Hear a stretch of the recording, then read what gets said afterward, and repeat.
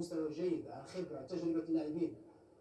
اللاعبين لما تخش تشوف ريال مدريد دوري الابطال تحس ان هناك تحول لشخصيه الفريق. جينا الشامبيونز ليغ تبدا انه تخيل انت تقريبا 5 لاعبين الحاليين في ريال مدريد فازوا ب5 القاب دوري الابطال، وفي لاعبين فازوا ب4، وفي لاعبين فازوا ب3 القاب.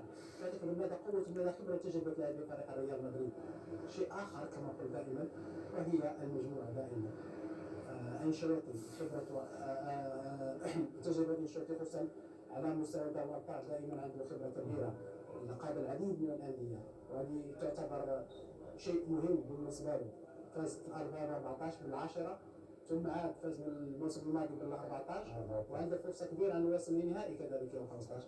هي مباراه تقريبا بين فريقين كما قلت، اتفق مع طارق 50-50. تفاصيل صغيره هي ربما تحسم مثل هذه المباريات، ونعتقد